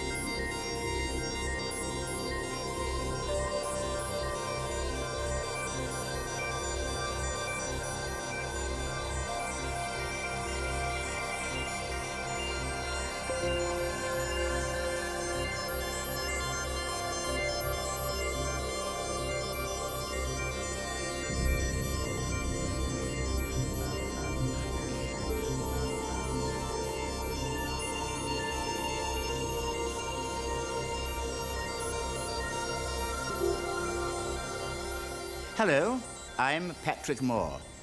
Throughout the years of the Apollo space program, I had the privilege of presenting all the live coverage on British television. The story this video unfolds is truth, not fiction. The dramatic events which took place in April 1970 kept the world on tenterhooks for 9 days. I'm here in the Space Gallery of the Science Museum in London to tell the story. Here, undoubtedly, is one of the best space exhibitions outside America. And throughout this program, we'll take time to look at many of the fascinating details. But before I tell you about that near-fatal mission, I'd like to tell you how the Apollo program came into being. Our story begins on the 4th of October, 1957. On that day, Sputnik 1, the first artificial satellite, was launched by the Russians. Explorer 1, the first American satellite, followed 3 months later. Thus began the race for space between the two great nations. More than 100 years earlier, W.S. Gilbert had written, "They're going to send a wire to the moon, and they'll set the Thames on fire very soon." And in 1961, Yuri Gagarin became the first man in space. And 8 years later, the immortal words of Neil Armstrong, "That's one small step for man, one giant leap for mankind," rang out around the world. Inevitably, the moon had to be our first target. It's our faithful companion in space and stays together with us as we journey around the sun. Even a small telescope will show its mountainous, cratered surface with the broad, dark plains, which we still call seas, even though we know that there has never been any water in them. It's never much more than 250,000 miles away, and even the nearest of the planets, Venus, is always 100 times as remote. It was only in our own time that travel to the moon became a real possibility. Virtually all the journey has to be done in empty space, and only the rocket, which works by what Isaac Newton called the principle of reaction, will be able to do the job. It wasn't until 1926 that the first liquid-propellant rocket was launched. Only in 1957 that the Russians ushered in the space age by sending up the first artificial satellite, Sputnik 1. Yet, all in all, progress has been amazingly rapid. Less than 7 decades separated Orville Wright's first hop from Kitty Hawk to Neil Armstrong's step onto the bleak rocks of the lunar Sea of Tranquility. When President John F. Kennedy announced that the United States planned to send a man to the moon before 1970, he was very well aware of the problems ahead. We choose to go to the moon in this decade and do the other things, not because they are easy, but because they are hard. Because that goal will serve to organize and measure the best of our energies and skills. Because that challenge is one that we're willing to accept, one we are unwilling to postpone, and one we intend to win, and the others too. Space is a dangerous environment. It would be wrong to pretend that rockets are wholly reliable, and there was also the moon itself to be considered. Would its surface be firm enough to support the weight of a spacecraft? There had been suggestions that the so-called seas, at least, might be covered with deep, treacherous dust layers. Much had to be done before a manned flight could be attempted, and the President's timetable was painfully short. Moreover, nobody really knew what the Russians were planning. One problem about the moon is its lack of atmosphere. It's smaller than the Earth, with a diameter of only a little over 2,000 miles, and it has only 1/81st of the Earth's mass. That's to say, if you could put the Earth in one pan of a gigantic pair of scales, you would need 81 moons to balance it. The moon's globe is also less dense than that of the Earth, and the escape velocity is lower, only 1.5 miles per second, as against our own 7 miles per second.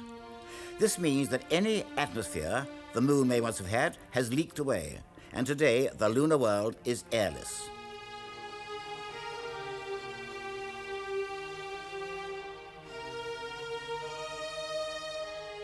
This also means it must be waterless and lifeless. It's a world of everlasting calm, and there can be no sound. Sound waves are carried by air.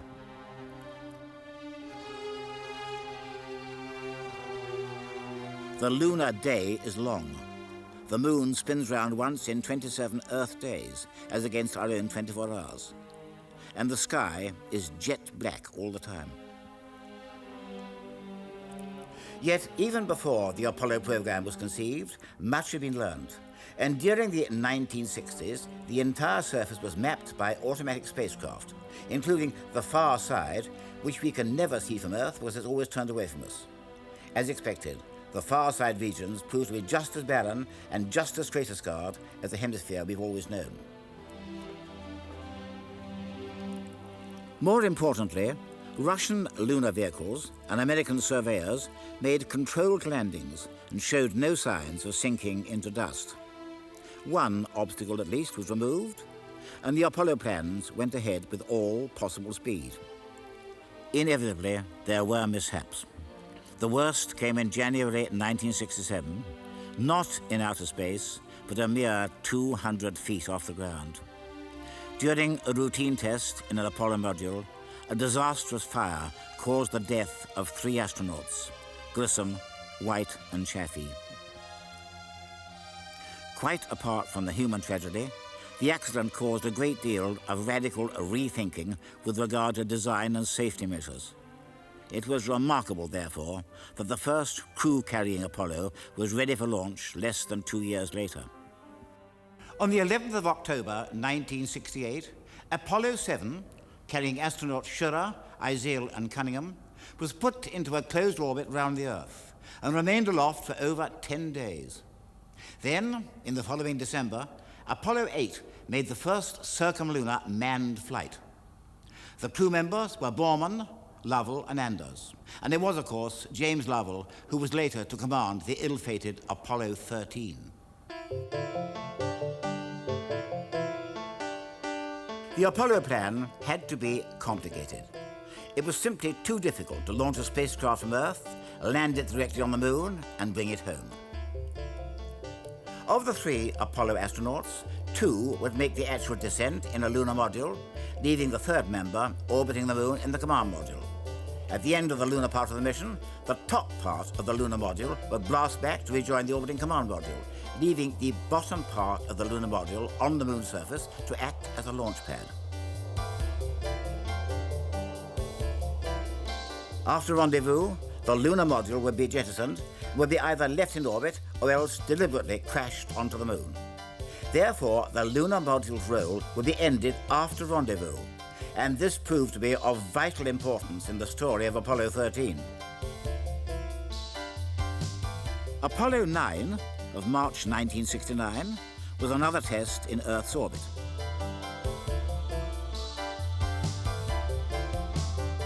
Then, in May, Apollo 10, carrying astronauts Stafford, Cernan, and Young, made another circumlunar flight and did everything apart from the actual landing.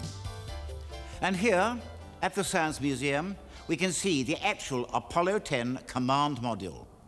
From this craft, the astronauts orbited the moon and surveyed the site which had been selected for the first manned landing, the waterless Sea of Tranquility, one of the moon's great lava plains. All went well, and the stage was set for Apollo 11. Apollo 11 was commanded by a civilian, Neil Armstrong, who had already been in space with the earlier Gemini program. So too had Edwin, Buzz Aldrin, who was scheduled to be the 2nd man on the moon. Note now that his name really is Buzz. He changed it from Edwin by deed poll. The 3rd crew member was Michael Collins. Though he didn't actually make the landing, he commented that at least he'd gone 90% of the way. Tension mounted as Armstrong and Aldrin began the descent. Although every possible precaution had been taken, it was still a jump into the unknown. And if the touchdown were faulty, there could be no possibility of rescue. The final landing was controlled manually by Armstrong, and then came his voice, loud and clear. The Eagle has landed. Touchdown was 4 miles downrange of the plan point and a mere 37 seconds late. The date was July the 20th, 1969. It was natural that the astronauts should want to depart from their original schedule, which allowed for a period of sleep before starting the outside walk. With mission control approval, everything was put forward. At 4 minutes to 4 in the morning of July the 21st, British summertime, Armstrong stepped off the ladder to be followed 20 minutes later by Aldrin. For the next 2 hours, 47 minutes, the surface activity went on.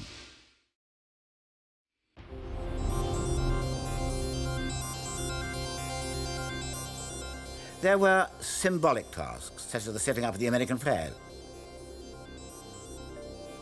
and also the deployment of scientific instruments. Above all, lunar samples had to be collected and stored. A television camera set up some 60 feet from the Eagle showed the entire scene, and the astronauts were seen clearly. Working under 1/6 normal gravity didn't prove difficult, and there were no mishaps. The next really tense moment came when Armstrong and Aldrin blasted back into orbit. The Eagle had only one ascent engine, and this had to work faultlessly first time.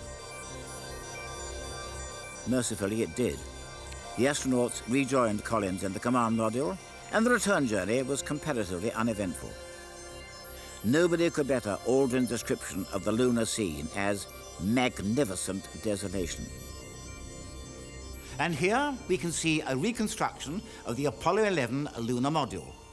This was originally planned for use in the James Bond film Diamonds Are Forever, but it was decided that an alternative method should be used to reproduce the visual effect. However, the model makers were persuaded to build it as planned, and it became part of the exhibition here at the Science Museum. Apollo 12 followed in November 1969. Astronauts Conrad and Bean came down within range of an old automatic surveyor probe which had been on the moon for some years and were able to bring parts of it home for analysis. For over 7 hours, they explored the region of the Oceanus Procellarum, Ocean of Storms, and once again, all went well. Like their predecessors, they were quarantined on return just in case they brought back any harmful substance. But thereafter, quarantining was abandoned since it had become clear that the moon was totally sterile. No life had ever existed there before it had been brought from Earth. So far, everything had gone with surprising smoothness, and all the manned Apollo missions had been, to all intents and purposes, trouble-free. But then, in April 1970, came Apollo 13. 13 is always said to be the unluckiest of numbers, and from the start there were problems with the 13th Apollo. The selected crew members were James Lovell, Fred Hayes, and Thomas Mattingly. At the last moment, it was found that all three had been exposed to German measles. Lovell and Hayes were tested and found to be immune to the disease. Mattingly was not, and so he was replaced by Jack Swigert. It was not an auspicious beginning. Apollo 13 was scheduled to continue the work of the two earlier landings and to extend it. With each mission, the scientific content was increased.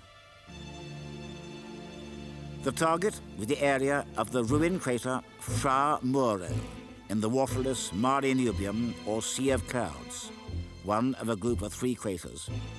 There was nothing really special about the region, but at least it was another part of the moon. The landing was to be made in the lunar module Aquarius. The code name for the command module was Odyssey.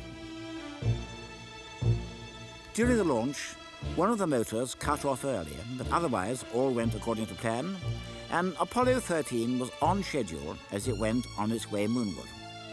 It did so without the fanfare of publicity that had surrounded Apollos 11 and 12. So little had gone wrong with the NASA moon program since the earlier disastrous fire that it had come to be regarded as more or less routine, and people in general had become somewhat blasé about it. This little tape recorder has been a big benefit to us in passing some of the time away in our transit out to the moon. And it's rather odd to see it floating like this in Odyssey while it's playing the theme from 2001. This is the crew of Apollo 13, wishing everybody there Nice evening, and we're just about ready to close out our inspection of Aquarius and get back to a pleasant evening at Odyssey. Good night.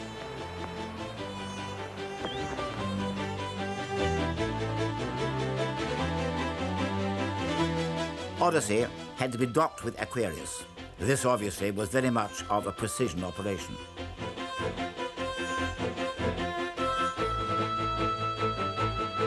We're hard docked, Houston. Roger, understand hard dock. Good deal. Okay, I can see the S4B now at the hatch window. But then, when Apollo 13 was 178,000 miles from Earth, the whole situation changed, and changed dramatically. The drama was about to begin. 13, we've got one more item for you when you get a chance. We'd like it to stir up your cryo tanks. In addition, I have a shaft and trunnion. Okay. For a look at the Comet Bennett if you need it. Okay. Stand by. Houston, we've had a problem here. 5 guidance. Go guidance. We've had a hardware restart. I don't know what it was. Okay. Houston, we've had a problem. We've had a main B bus undervolt. You see an AC bus undervolt there, guidance? Or ECOM? Negative, flight. I believe the crew reported it. We got a main B undervolt. We may have had an instrumentation problem, flight. Roger. And we had a pretty large bang associated with the caution and warning there. The sensation I had, that I had felt a vibration accompanying the bang, not a large vibration or shudder. Is there any kind of leads we can give them? Are we looking at instrumentation, or we got a real problem, or what? We're reading 0 N2 pressure in fuel cell 1 and 13 PSI on fuel cell 3 O2 pressure. Okay, Barrett, what do you want to do? Open circuit fuel cell 1 and 3? That's firm flight. Shut down the reactance valve, and I asked for a reconfirmation, since when you do that, it's sort of irreversible. If you shut one of these things down, they only can be restarted from ground support equipment. Yeah, that's because of AC. And it looks to me, looking out the hatch, that we are venting something. We are venting something out into space. Okay, let's everybody think of the kind of things we'd be venting. GNC, you got anything that looks abnormal in your system? Negative, flight. How about you, ECOM? You see anything that, with the instrumentation you got, that could be venting? That's a firm flight. Let me look at the system flight as far as the venting is concerned. Okay, let's start scanning. Here is a bulletin from ABC News. The Apollo 13 spacecraft has had a serious power supply malfunction that could cause the lunar landing mission to be terminated early. I assume you've called in your backup ECOMs? Flight, say again? Have you called in your backup ECOMs now? See if we can get some more brain power in this thing? We got one here. Roger. At the moment, the astronauts are continuing to try to isolate their trouble. A late report says the spacecraft now is operating on battery power alone.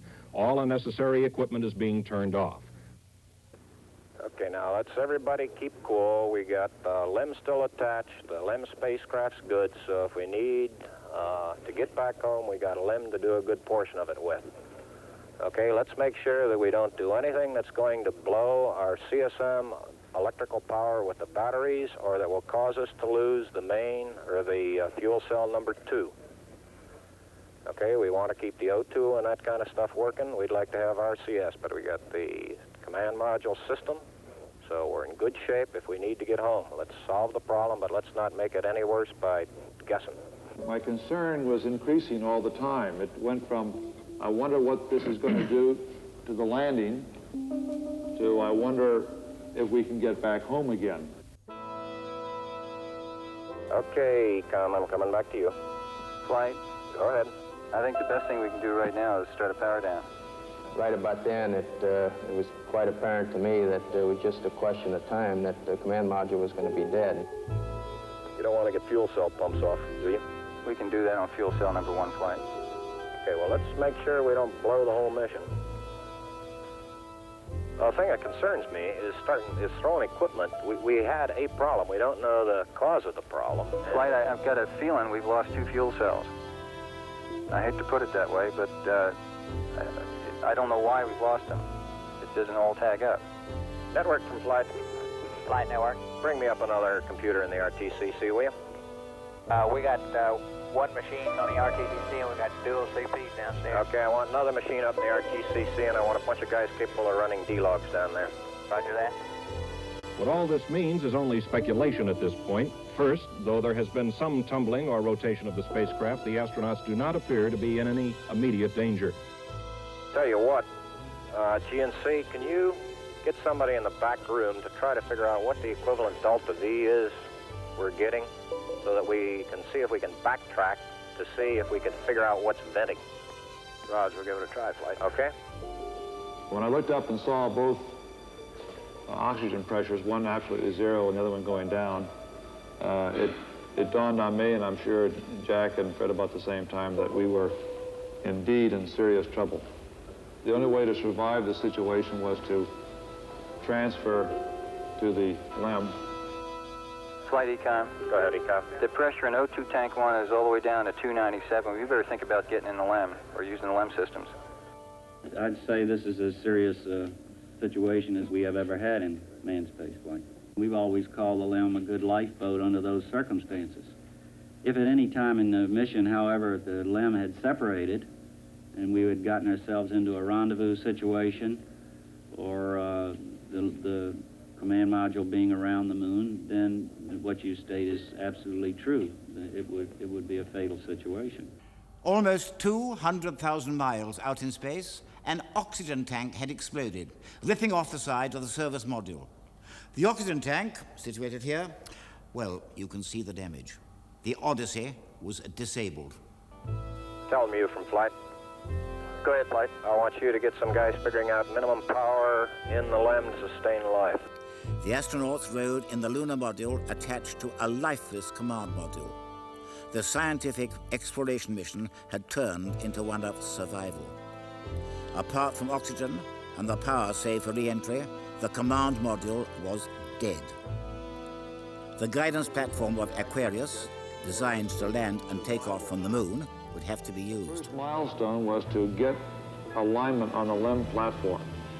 Alignments are important, you know, because without knowing exactly which way the attitude of the spacecraft is in space, there's no way to tell how to burn or how to use the engines of that spacecraft to get the proper trajectory to come home. The most important thing after survival was to align the LEM, or Lunar Excursion Module. In this situation, alignment is critical, because without knowing the direction of the craft, it's impossible to know how to use the engines to get the correct trajectory for Earth. The position we are now on the Earth-Moon plane, we have to go around the moon to get back if we're going to use the DIPS engine. You would have had enough capability with the SBS engine, but of course we don't dare use that now. So we have to go to the back side of the moon and come back. To get into the correct orbit around the moon, the crew had already departed from the trajectory that would automatically bring them back to Earth. They'd have to get back onto a safe course toward Earth. In order to do this, they'd have to round the moon on the far side and back. He needs to put his throttle to min also, Flight. Throttle to min? Yes, he's at 29% now, roughly. This maneuver again was completed on time, and because it was a manual burn, we had a three-man operation. Jack would take care of the time. He'd tell us when to light off the engine, when to stop it. Fred handled pitch maneuver, I handled the roll maneuver, and I pushed the buttons to start and stop the engines. Aquarius, and you go for the burn.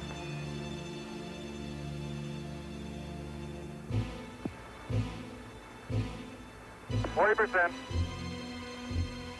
Okay, Aquarius, you're looking good. First problem was solved, but there were many others. They were back on course for Earth, and they'd certainly have enough food and also enough oxygen to breathe, but drinking water was a problem. The astronauts had to ration themselves to 6 fluid ounces a day, and that meant severe dehydration. It certainly didn't help the condition of Fred Hayes, who had fallen ill and was causing great concern to everybody. What we'll be doing till we get them back on the water is concentrating on everything that is their lives are dependent upon at the moment, rather than worrying about the accident, because there's nothing we can do about that now. It appears at the present time that everything is under control and that we have a safe situation at the moment. Hey, I want to say you guys are doing real good work. So are you guys, Jack. We are about 70 hours from home, and we think we have the situation in control. We've projected the consumables as I've described, and we have a plan for carrying out the rest of the mission, but there's going to be no relaxation at all as far as that goes from now until splash. Before the craft went behind the moon, a choice had to be made: where to bring them down. On their present course, they would have splashed down in the Indian Ocean. Recovery would have been difficult. A burn to bring them home faster would take them to the Pacific Ocean, very close to the recovery forces. There was a possibility of bringing them home even faster, which would seem the most logical thing to do in the circumstances. But they would then be placed in the South Atlantic, again away from the recovery forces. It was decided to bring them down in the Pacific. We've run these simulators both here and at the Cape and at the contractors that continuously ever since last night. We've tried to simulate virtually everything that we've had the crew to do that is non-normal that they've done, and we've proven most everything that we've been able to run on the simulator prior to passing it up to them. There may be some details we haven't done, but at least we've checked the feasibility of everything we've done, and we'll continue to do that. They passed 137 miles from the moon. For Lovell, it was the second time he'd seen the moon so close, but there was no time for contemplation. There was another critical burn coming. Okay, let's get the cameras squared away. Let's get off in the burn. We have one chance, Val. And in Houston, the newsmen prepared to tell the anxious world the astronaut's story.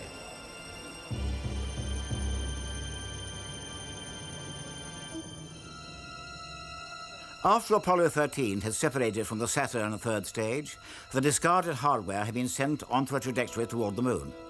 Its impact was recorded by the seismometer left by the previous mission, Apollo 12. By the way, Aquarius, we see the results now from 12's seismometer. Looks like your booster just hit the moon and it's rocking it a little bit. Over. Well, at least something worked on this flight. I'm sure glad we didn't have a limb impact, too. Jim, you go for the burn. Go for the burn. Roger, understand. Go for the burn. Guidance okay?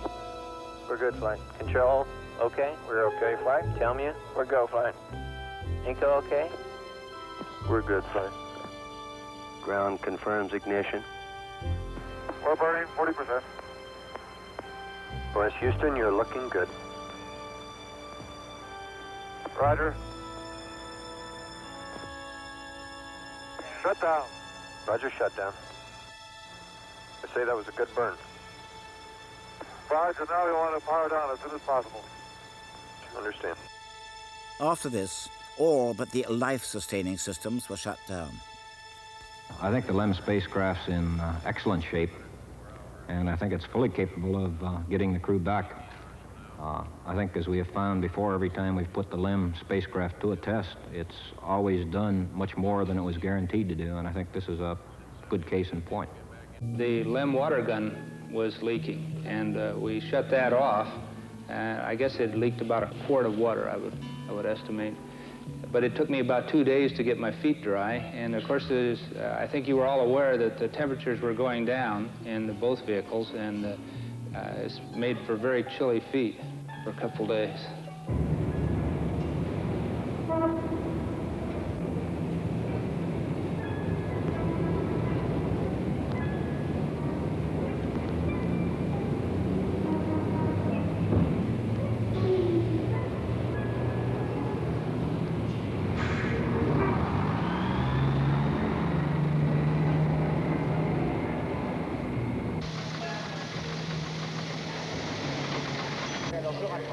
Ok, au revoir.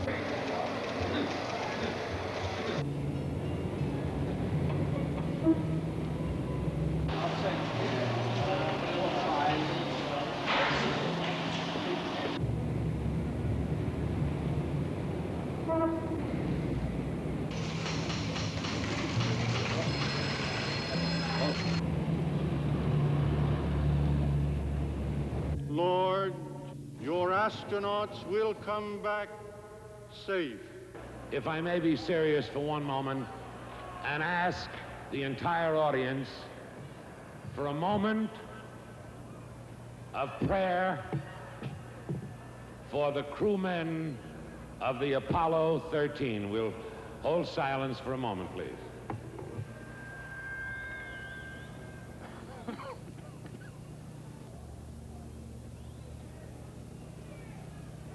RCS-A stands at 62% and B at 62%.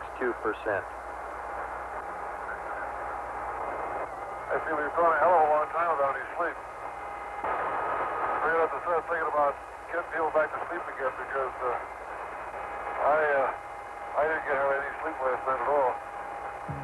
Command module just slowly kept going down in temperature until I think just prior to reentry, it was down to about 38 degrees. And along with that, it was a sort of a chilling coldness. The walls were perspiring, the windows were completely wet, and it wasn't too healthy. I recall that we went in there to get some hot dogs one day, and it was like reaching into the freezer for the food.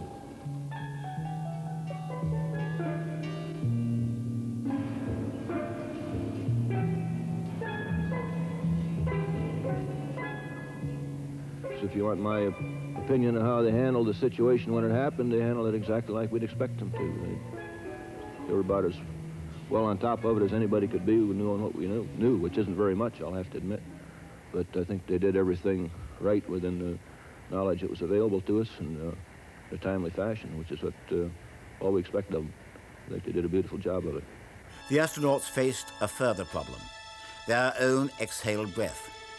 The lithium hydroxide, the chemical used to take carbon dioxide out of the air, was not sufficient in the lunar module. They'd have to adapt the canisters from the command module to fit the hoses in the LEM. The ground control improvised an adapter to solve the situation out of the materials they knew the astronauts had available on board. Cardboard from a checklist, plastic bags, and tape. It's amazing to think that with all this sophisticated technology involved in Apollo missions, that one of the major problems could have been solved with these. At this point in time, I think the partial pressure of carbon dioxide was reading about 15 millimeters.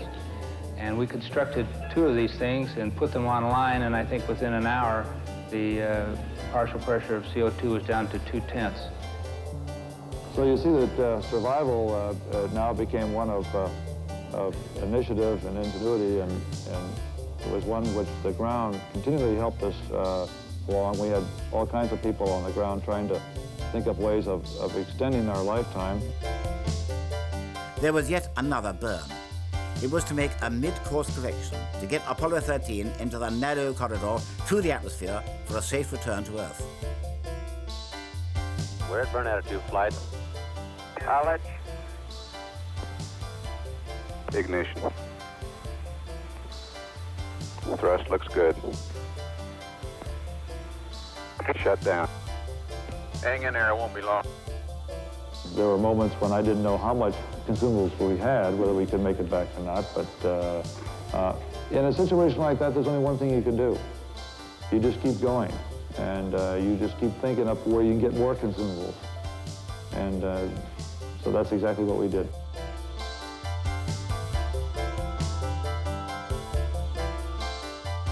On April the 17th, they prepared for re-entry.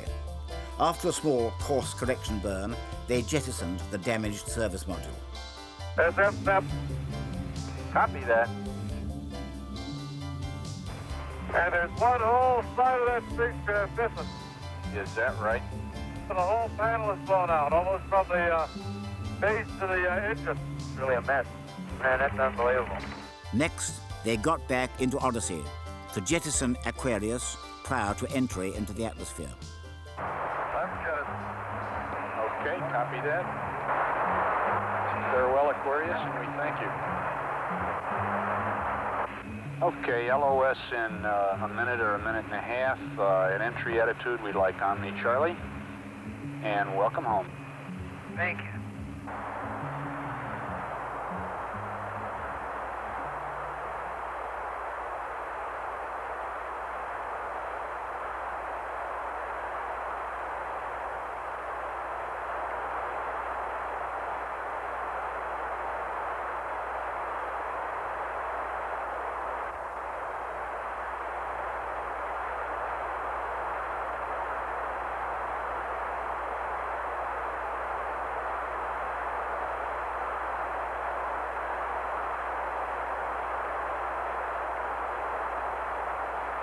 Odyssey Houston standing by, over. Okay, go over.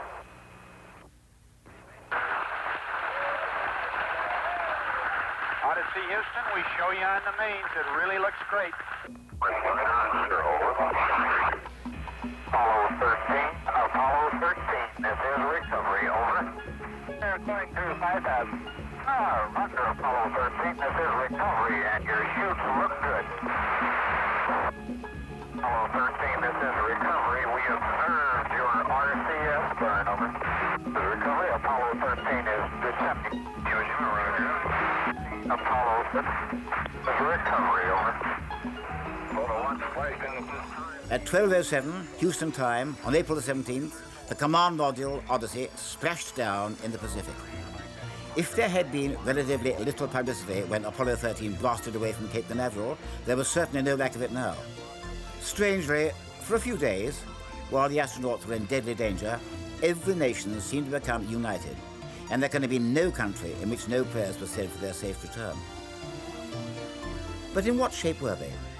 All three were suffering from woolly-headedness and disorientation, and all had lost weight. In Lovell's case, as much as 14 pounds. In addition, Fred Hayes was suffering from infection and fever. But all recovered in a surprisingly short time, and a week later they faced the press at a major conference. Some of Lovell's words were particularly worth remembering. "I'm very much disappointed, just as Fred is and Jack is, that we couldn't complete the mission. We certainly wanted to make a lunar landing. Frau Murer has so much to offer, we thought. But this was my 4th space flight, and there are many people in our organization who have not flown and who deserve to fly and are talented enough to fly. And they deserve a mission. If the NASA team feel this team should go back to Frau Murer, I'm certainly willing to go back. But otherwise, I think other people ought to do it." I recall, Captain, that when I A typically unselfish comment. And as we now know, none of the Apollo 13 astronauts did go back to the moon. I hereby declare that this was a successful mission. From the start, the exploration of space has been hazardous adventure. The voyage of Apollo 13 dramatized its risks. The men of Apollo 13, by their poise and skill under the most intense kind of pressure, epitomized the character that accepts danger and surmounts it. Theirs is the spirit that built America. Your mission served your country. It served to remind us all of our proud heritage of a nation, to remind us that in this age of technicians and scientific marvels, that the individual still counts, that in a crisis, the character of a man or of men will make the difference. Apollo 14, launched on January the 31st, 1971, was commanded by Alan Shepard, who, less than a decade earlier, had been the first American in space. 3 more Apollos followed, and the program ended in December 1972 with number 17. And all in all, what was learnt from Apollo 13? The purely scientific results were naturally meager. Some images of the far side of the moon, that really was all. But in other ways, the experience was invaluable, simply because it showed what could be achieved by a combination of courage, skill, and improvisation. But there's one aspect of the drama which is immensely sobering. The astronauts were saved because they were able to use the engine of the lunar module Aquarius. But had the explosion happened on the return flight instead of the outward journey, there would have been no Aquarius. It would have been jettisoned, and the astronauts would have been helpless. In the whole of man's first ventures to the moon, no mission will have a more honored place than this one. It was indeed a story of tragedy turned into triumph, and the world will never forget Lovell, Hayes, and Swigert, the heroes of Apollo 13.